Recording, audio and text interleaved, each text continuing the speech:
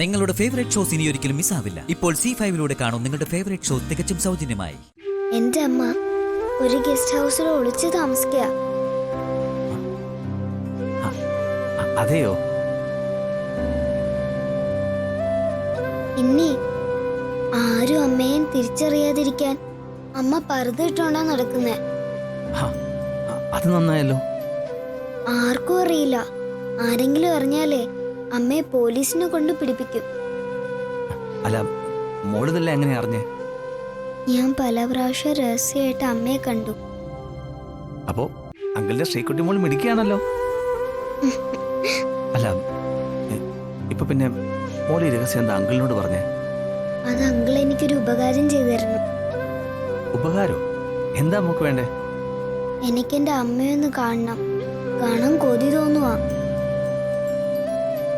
Uncle വിചാരിച്ച എനിക്കെന്റെ അമ്മയെ കാണാൻ പറ്റും.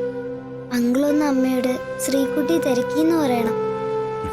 ശരി മോളെ. പിന്നെ അമ്മയെ കമ്പനിയിലെല്ലാവരും അശ്വതി എന്നല്ല വിളിക്കുന്നേ, ജാസ്മിൻ. അത് കള്ളപ്പേരാ.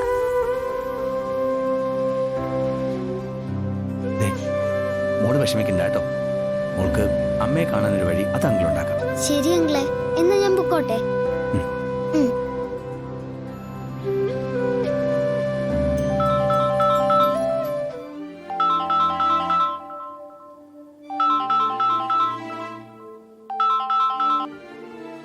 അഭിരാമി, എന്താ?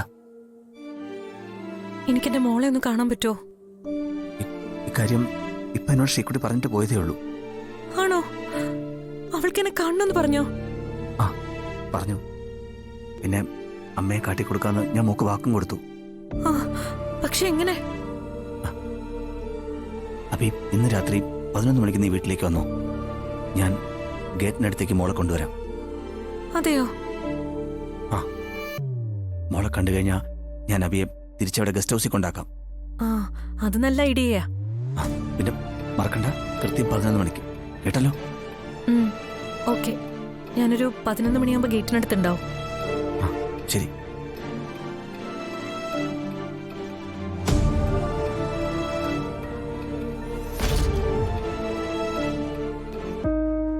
ഐശ്വര്യ, നമ്മൾ പറഞ്ഞ കാര്യത്തിന്റെ തീരുമാനം എന്തായി? ഞാൻ ആ നാടോടികളുമായിട്ട് സംസാരിച്ചു. അവരൊക്കെയാ. അപ്പോ നമ്മള് ശ്രീകുട്ടി എങ്ങനെ അവരുടെ കയ്യിലെത്തിക്ക? അത് സിമ്പിൾ. ഇന്ന് രാത്രി 11 മണിക്ക് ആ മുരുകനും സംഘവും നിങ്ങളുടെ വീടിനടുത്തുണ്ടാവും. ഉറപ്പാണോ? അവരെത്തും, ഉറപ്പായും അവരെത്തും. ചുളുവിന് അവർക്കൊരു കുട്ടിയെ കിട്ടുമല്ലേ.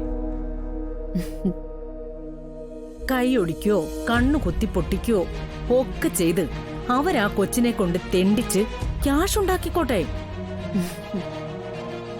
രാത്രി 11-ന് ഐശ്വര്യ ശ്രീകുട്ടിയെ എങ്ങനെയും ഗേറ്റിനടുത്തേക്ക് ഒന്ന് എത്തിച്ചാ മതി. കുറച്ച് റിസ്ക് ആണ്, എന്നാലും ഞാനത് ചെയ്തിരിക്കും. എന്നാ നാളെ നേരം വിളിക്കുമ്പോ ശ്രീകുട്ടി ഏതെങ്കിലും അന്യനാട്ടിലെത്തും. ആ ശല്യം എന്നേക്കുമായിട്ട് അവിടുന്ന് മാറിക്കിട്ടുകയും ചെയ്യും. എല്ലാം പറഞ്ഞതുപോലെ. ഞാൻ വിളിക്കാം. ഡൗൺലോഡ് ചെയ്യൂ C5 ആപ്പ്. കാണൂ എല്ലാ എപ്പിസോഡുകളും സൗജന്യമായി.